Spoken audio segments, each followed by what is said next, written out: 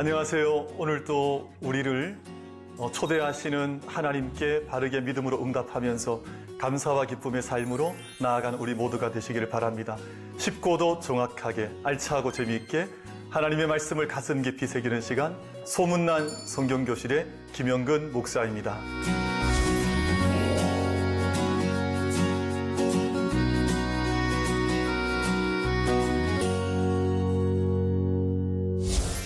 여러분 반갑습니다.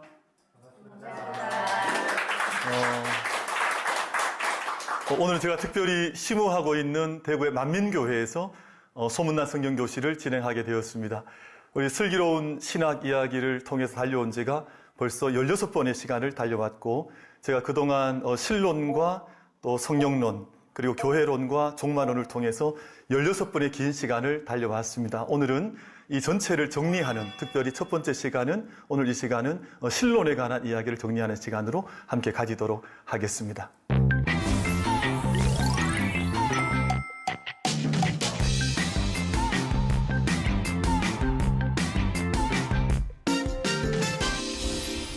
교리라고 하는 것이 대단히 중요합니다. 저희가 악필이라서 죄송하긴 하지만 교리라는 것이 왜 중요하냐 하면 우리가 믿는 믿음의 토대를 놓는 거거든요. 그러니까 집을 짓는데 토대도 세우지 않고 기본도 없이 집을 막 세울 수 없는 것처럼 신앙의 집을 세워나갈 때 교리를 통해서 우리 믿음의 토대를 쌓고, 그리고 믿음의 뼈대를 튼튼하게 하는 것이기 때문에 교리는 반드시 알아야 하고, 그리고 우리가 신앙생활 하다 보면 원치 않는 이단들을 많이 만나게 됩니다. 사실은 잘못된 신앙을 이야기하는 사람들, 또 신앙을 넘어지게 하는 많은 이야기들이 많기 때문에 교리 또 신학을 통해서 우리가 이 세상의 어떤 바람에도 흔들리지 않는 튼튼한 신앙의 집을 교리를 통해서 함께 지어갈 수가 있습니다. 그리고 또 한 가지 중요한 것은, 저희는 우리의 신앙만을 잘 간직하는 사람들은 아니고 우리 자녀들에게 믿음의 세대를 전승하는 사람들이거든요. 그래서 우리가 알고 있는 하나님, 우리가 만났던 하나님을 잘 정리해서 우리 자녀들에게 전승하는 것, 또 전수해 나가는 것, 그래서 믿음의 세대가 이어져 가게 하기 위해서 뭐가 필요하다고요? 어떻게 하셨습니까? 교리가 꼭 필요하다. 그래서 교리를 잘 알면 세상의 어떤 이단에도 흔들리지 않는데, 튼튼한 교리를 잘 모르고, 흔히 믿음 좋다고 하는 분들이 그런 이야기를 많이 하세요. 그냥 덮어놓고 믿자, 막 믿어보자. 하지만 사실은 막 믿는 것 속에 허점들이 많을 수가 있어서 하나님에 대한, 또 우리 신앙에 대한 바른 토대와 바른 뼈대를 반드시 놓고 그 위에 믿음의 집을 지어갈 때 흔들리지 않는, 그리고 다음 세대에도 전승될 수 있는 귀한 신앙을 우리가 이어나갈 수가 있습니다. 저희가 이제 지금까지 이제 16주를 저희가 달려왔는데, 이제 오늘은 저희가 첫 번째 시간에서 네 번째 시간까지 했던 신론에 대해서 함께 마지막 총정리를 집중적으로 간략하게 한번 해보고자 합니다. 우리 기독교 신앙은 이제 하나님에 대한 신앙을 고백하는데, 이게 목적이 우리 믿음의 대상이 분명한 것이거든요. 저희는 우리가 믿는 하나님을 우리가 고백을 하는데, 그 하나님을 고백할 때 우리 기독교의 신관, 하나님에 대한 고백을 삼위일체론이라고 이야기를 하고 있습니다. 그래서 삼위일체론이라고 하는 이 믿음의 고백을 어떤 분들은 좀 가볍게 여기는 분들도 있긴 하지만, 사실은 이 고백이 얼마나 중요한 고백인지 모릅니다. 그래서 어떤 분들이 질문할 수 있죠. 그 삼위일체론이 정말 중요한 것입니까? 정말 이것을 믿어야 합니까? 예, 당연합니다. 우리가 하나님을 믿는다고 하면서도 우리가 하나님에 대한 바른 고백, 또 바른 믿음이 없이 하나님을 믿는다고 할 때 우리는 사실은 믿음 생활이 바르지 않을 수 있거든요. 그래서 우리가 삼위일체론 이라고 하는 우리의 믿음의 대상에 대한 선명한 고백을 통해서 믿음의 기본을 다질 필요가 있습니다. 여러분, 저희들 누군가가 나를 잘 알아주면, 정말 정확하게 알아주면 좋을까요? 나쁠까요? 때로는 제가 말하면 나쁠 수도 있죠. 그러나 누군가가 나를 정말 잘 이해해 준다면 그보다 더 고마운 것이 없는 것처럼, 우리가 하나님에 대한 바른 고백과 바른 믿음을 가질 때 처음에 가장 중요한 것은 삼위일체 하나님이라고 하는 이 고백을 가지는 것이 대단히 중요하다는 겁니다. 근데 어떤 분들이 질문을 하는데, 이제 어떤 질문을 하냐 하면, 아니 목사님, 삼위일체라는 말이 성경 속에 기록되어 있지 않은데 그 용어가 성경 속에 없는데도 불구하고 삼위일체론이 정말 이게 중요한 교리가 실론이 되는 겁니까? 이제 이런 질문을 던지는 거죠. 근데 그분들의 지적처럼 사실 성경 속에는 삼위일체라는 말은 등장하지는 않습니다. 그런데 우리가 성경을 읽어 나가실 때 가장 중요한 것이 뭐냐 하면 한 단어에 집착하지 않은 겁니다. 그러니까 한 문장에 묶이지 않고 성경을 전체로 이해하는 것이 정말 중요하거든요. 그래서 이 삼위일체론이란 말은 성경 속에 나타나지는 않지만 삼위일체론을 이야기하는 수많은 말씀들이 성경 속에 보석처럼 빼곡하게 담겨져 있습니다. 그래서 성경을 읽어 나가다 보면 삼위일체 하나님에 대한 이야기가 가득하게 담겨지는 것을 알 수가 있는데, 우리가 흔히 예수님에 대한 이야기를 하면 예수님은 신약 시대 때 태어나셨으니까 예수님은 신약에만 계셨다. 그럼 그렇지 않습니다. 요한복음 1장 말씀 보면 태초에 말씀이 계셨다. 말씀이 하나님이셨고 하나님이신 말씀이신 예수 그리스도를 통해서 모든 세상이 창조되었다라는 고백을 하거든요. 그리고 우리가 성경에 나타난 예수님의 이야기는 굳이 신약 성경 속에만 갇혀 있는 것이 아니라 구약의 수많은 구속사의 사건 속에도 예수 그리스도를 말씀하는 중요한 고백들이 얼마나 많이 담겨져 있는지 모릅니다. 그래서 예수님께서도 그런 말씀 많이 하시거든요. 나를 본 자는 누구를 보았다 그랬습니까? 이제 아버지를 보았다. 아버지 안에 내가 있고 내 안에 아버지가 있다. 이 모든 말씀은 요한복음에 등장하는 말씀이지만 삼위일체론을 이야기하는 아주 중요한 말씀들 가운데 대표적인 말씀들이거든요. 그래서 구약에 나타난, 우리가 많은 분들이 그렇게 이야기하지만 구약에 집중적으로 소개되고 있는 성부 하나님, 또 신약에 나타난 예수님의 수많은 이제 출생과 탄생과 또 십자가와 또 부활의 모든 사건들, 그리고 이제 교회 시대에 나타난 성령 하나님의 모든 사건들이 사실은 성경 속에 삼위일체적으로 등장하고 있다고 하는 것을 이해하는 것이 우리에게 대단히 중요한 것이거든요. 근데 대표적인 두 군데 말씀이 있는데, 마태복음 28장 19절 말씀에 보면 대위명령이라고 하는 말씀이 등장하는데, 거기에서 너희는 가서 모든 족속을 제자로 삼아 아버지와 아들과 성령의 이름으로 세례를 베풀고 라는 말씀이 이 본문에 등장합니다. 삼위일체를 이야기하는, 물론 이 한 구절 때문에 삼위일체가 형성되는 것은 절대 아니지만 많은 삼위일체 하나님을 소개하는 것 가운데 대표적인 말씀이 바로 이 말씀이죠. 혹시 우리 성도님들 그 예배가 제일 이제 다 드려지고 마지막 예배의 순간에 이제 주로 목회자, 우리 목사님들께서 하시는 그 예배의 순서가 어떤 것이 있죠? 축도가 있습니다.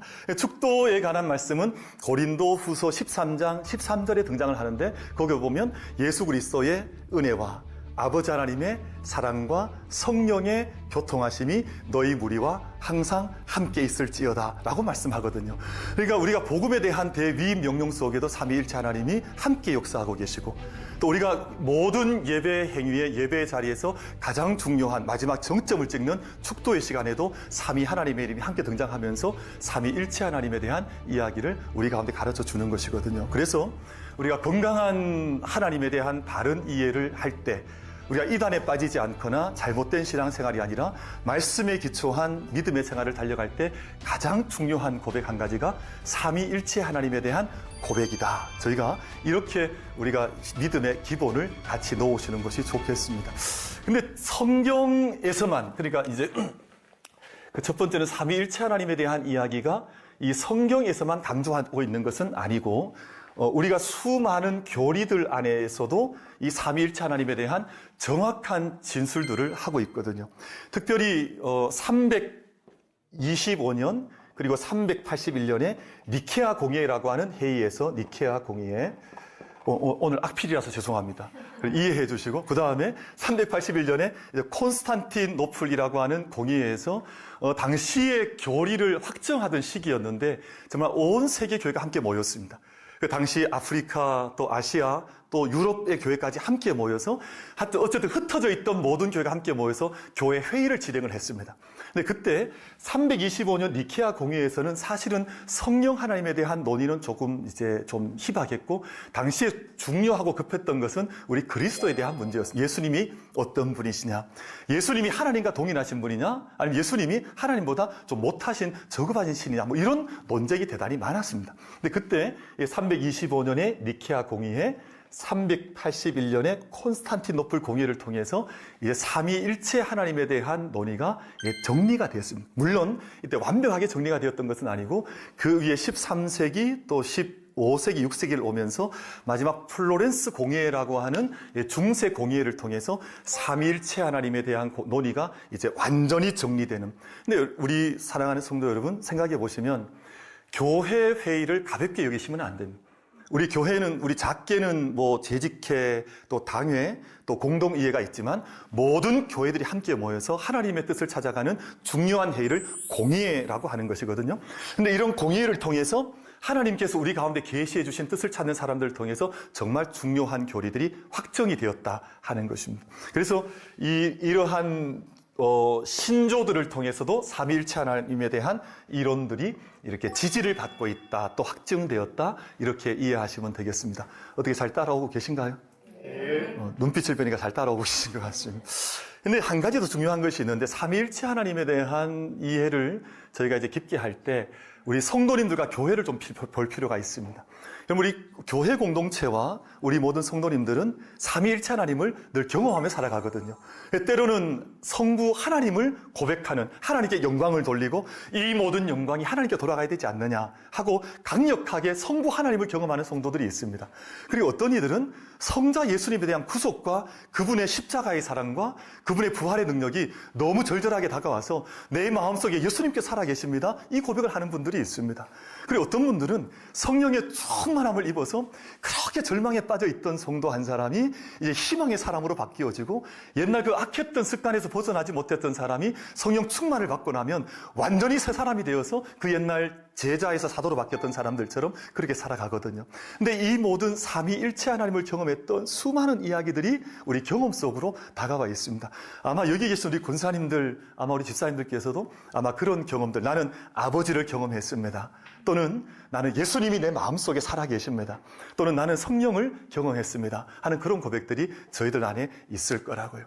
근데 이제 문제는 우리가 이런 성경에서 말씀을 하고, 그리고 모든 교리가 함께 증언을 하고, 그리고 교회 안에 살아있는 신앙의 고백을 함에도 불구하고 이 세상에 참 안타깝게도 이 세상에 정통 바른 온전한 교회도 있지만 사실은 건강하지 않은 믿음의 삶을 살아가는 이단들 또는 사이비들도 있다는 겁니다. 그래서 이 삼위일체 하나님을 좀 오해하며 살아가는 사람들이 많아요.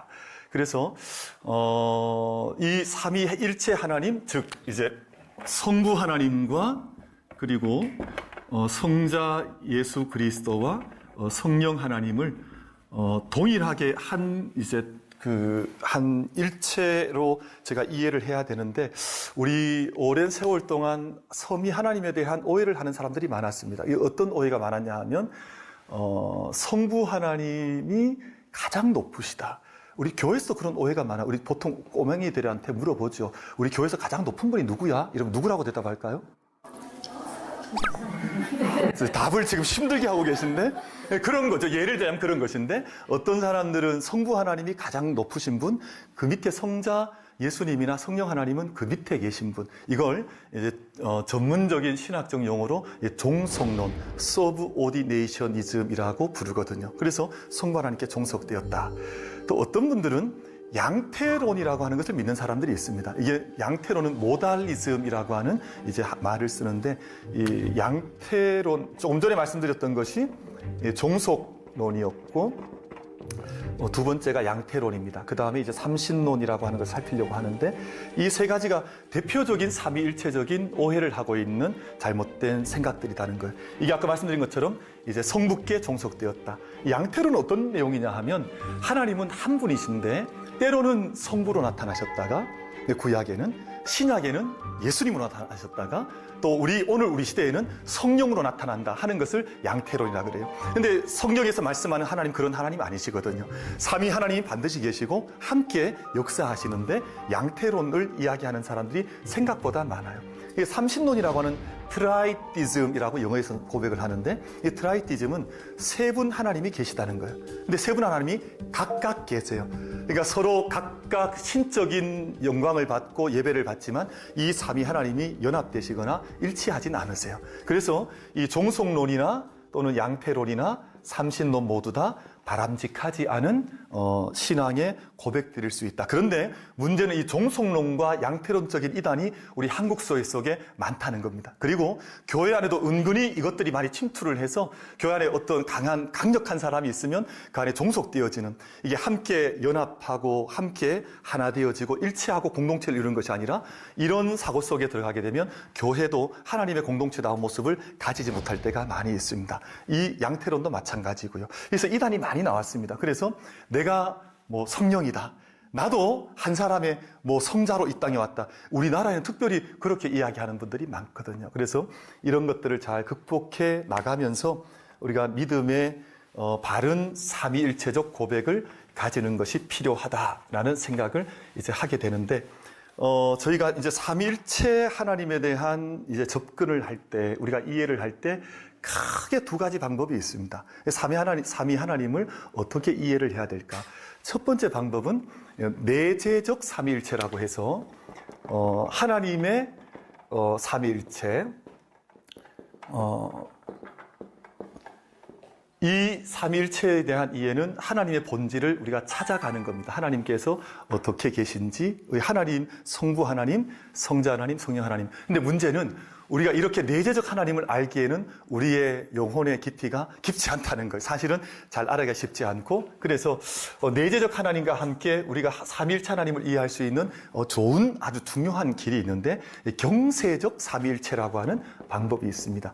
이 경세적 삼위일체라고 하는 방법은 하나님의 경륜 또는 하나님의 역사하심을 바라보면서 이 땅에서 어떻게 하나님 성부께서 역사하셨는지, 또는 어떻게 성자께서 역사하셨는지, 성령은 오늘 어떻게 우리 가운데 오시는지를 함께 살펴가면서 이제 하나님의 그 역사하심을 바라보면서 삼위일체를 찾아가는 것을 경세적 삼위일체론이라고 부릅니다. 이거 잘 어떻게 이해가 좀 되셨습니까? 갑자기 어려운 말이 등장했죠. 조금 이제 좀 어려울 수 있긴 하지만 이런 두 가지 방법으로 하나님을 찾아간다. 그런데 우리가 좀 기억해야 되는 것은, 우리가 내재적 삼위일체 하나님을 생각하면서도 하나님의 역사하심을 묵상을 하고, 그리고 우리가 하나님의 일하심, 이 땅에서의 하나님의 예를 들면 예수님의 십자가나 예수님의 부활을 묵상하면서도 늘 내재적 하나님을 생각해보는, 이것을 통해서 삼위일체에 대한 이해를 바르게 할 수 있을 것이다. 이제 이렇게 저희가 생각을 해볼 수가 있겠습니다. 저희가 이런 것을 통해서 이제 중요한 단어 한 가지를 좀 제안을 드리려고 하는데, 저를 한번 좀 따라 해보시겠습니까? 잘 따라 하셔야 됩니다. 페레코레시스. 이 단어가 이제 삼위일체 하나님을 설명하는 중요한 단어이거든요. 이 말이 무슨 말이냐 하면, 상호 내재, 또 상호 충만, 또 상호 하나님이 항상 함께 하신다는 그런 뜻으로, 이제 한문으로 표현하면 원물을 춘다. 함께, 우리 옛날에 강강수월래 하듯이 함께 손을 잡고 삼위 하나님이 분리되지 않고, 옛날 강강수월래는 분리되지 않았거든요. 그 여성들이 함께 손을 잡고 원물을 돌면서 당시 우리나라를 위해서 춤을 춰냈던 것처럼 삼위 하나님께서 함께 춤추듯 하시면서 모든 창조에서부터, 그리고 예수님의 구속의 사건과 마지막 새하늘 새 땅에 오시는 하나님 나라의 완성까지 이게 분리되지 않으신다는 거예요. 그래서 예전에는 하나님의 본성도 서로 나뉘어져 있다 생각했습니다. 하나님은 전능하신 분, 또 예수님은 전지하신 분, 성령 하나님은 전선하신 분, 뭐 이렇게 이해를 했었어요. 근데 이제는 이 본성 자체도 하나님이 서로 공유하고 계시다. 그리고 모든 구원하는 역사도 하나님께서 함께 하신다. 그래서 저희가 아까 말씀드렸던 것처럼 구약에는 이 하나님만 역사하고, 뭐 신약에는 예수 성자만 역사하시고, 오늘 우리 시대에는 성령만 역사하시는 것이 아니라 모든 하나님의 길고 긴 구속의 역사 속에서 하나님께서는 항상 함께 역사하셨다라고 저희가 이해를 하는 것이 삼위 하나님에 대한 바른 이해의 길이라고 제가 이제 생각을 해볼 수가 있겠습니다. 그래서 저희가 이제 삼위일체, 이제 마지막 이제 결론을 좀 이제 지어져 가고 싶은데, 삼위일체, 우리 같이 한번 읽어보실까요? 삼위일체. 삼위일체. 우리가 세 분이 함께 계신다는 것은 이해하기가 그렇게 어렵지 않습니다. 근데 문제는 우리 한국교회 성도님들이 늘 이제 조금은 좀 어려워하는 대목이 어디냐 하면, 이건 다 목사님들도 어려워하시고 다 어려워하시는 것 같아요.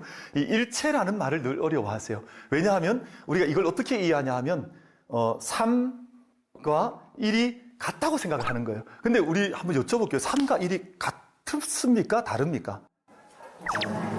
그렇죠. 우리는 역시 똑똑하신 분들 같아요. 이게 다르거든요. 그러니까 이해가 잘 되지 않는 거예요. 아니, 3과 1이 다른데 어떻게 같을 수가 있느냐. 근데 이때 1이라는 말은 숫자로서 사용하는 어떤 넘버의 개념이 아니라, 캐큘레이팅 하는 넘버의 개념이 아니라, 함께 하나 되셔서, 함께 공동체로 함께 하셔서 모든 존재와 또 모든 구속하시는 역사와 온 땅을 구속하시는 그 모든 일에 하나님께서 늘 함께 하신다 하는 뜻이거든요. 그래서 성부 하나님, 또 성자 예수 그리스도, 성령 하나님을 제가 어느 한쪽만 이렇게 강조하는 그런 이단들이 많거든요, 사실은. 그래서 세 분 하나님이 항상 인격적으로 우리와 함께 하시고 세 분 다 동일한 인격이시면서 우리 가운데 함께 하신다라는 믿음을 고백해 나갈 때, 항상 그 역사를 붙들 때 바른 삼위일체론의 이해를 하는 것이다. 이 정도 말씀을 드릴 수가 있을 것 같습니다. 지금까지 삼위일체론에 대한 이야기들을 함께 나누셨습니다. 참여해 주셔서 감사드리고, 아마 질문이 있으실 수도 있는데 질문하실 분 계시겠습니까? 예, 권사님. 네, 목사님 오늘 은혜로운 말씀 강의 너무 감사드립니다. 질문은 제가 듣기로는 구약은 성부의 시대, 신약은 성자의 시대, 그 후 교회는 성령의 시대라는 말을 종종 듣습니다. 이렇게 시대에 따라서 하나님께서 다양하게 역사하셨다는 것은, 이 주장은 바람직한 것일까요? 네. 예, 권사님 질문 감사합니다. 제가 강의 중에도 간략하게 좀 아마 소개가 되긴 했었던 것 같은데, 오랫동안 그런 이해가 사실은 교회 안에 많았습니다. 그래서 그런 이해를 세대주의라고 부르기도 하고, 이게 아까 말씀드린 것처럼 양태론적인 이해가 담겨져 있기도 하거든요. 그래서 구약에는 늘 성부 하나님께서 강력하게 역사하셨던 시대, 성부 하나님밖에 잘 보이지 않는 그 신약 시대에는 예수님께서 주가 되셔서 이 땅의 모든 역사를 홀로 하신 것처럼 이해를 하기도 하고, 또는 지금은 이제 교회의 시대는 이제 성령께서 모든 것을 홀로 주관하시는 것처럼 그렇게 이해를 하는 흐름이 있어 왔습니다. 근데 이게 사실 기독교 신학사나 교회사에서 대단히 큰 메인스트림을 형성했었거든요. 근데 그렇게 되어지면 사실 삼위일체론적인 관점에서 보자면, 아까 말씀드렸던 것처럼 삼위 하나님께서 삼신론처럼 나누어지시거나, 또는 한 분 하나님께서 때로는 구약에는 성부, 또 신약에는 성자, 요즘은 성령 시대로 나누어지는 아마 그런 우를 범할 수 있는 것 같습니다. 우리가 가장 좋은 이해는 어떤 이해냐 하면, 창조하셨던 때에도 삼위 하나님께서 함께 하셨다. 함께 역사하시고 함께 일하셨다. 그리고 예수님께서 이 땅 가운데 오셨을 때에도 예수님의 태어나신 것도 성령께서 함께 하셨잖아요. 그리고 이는 내 사랑하는 아들이요 내 기뻐하는 자라 말씀하셨잖아요. 그러니까 이 땅에 예수님께서 공생애를 사실 때에도 성부 하나님께서 늘 함께 하셨고 성령께서 그 모든 사역을 도우셨다라고 이해하는 것이 좋고요.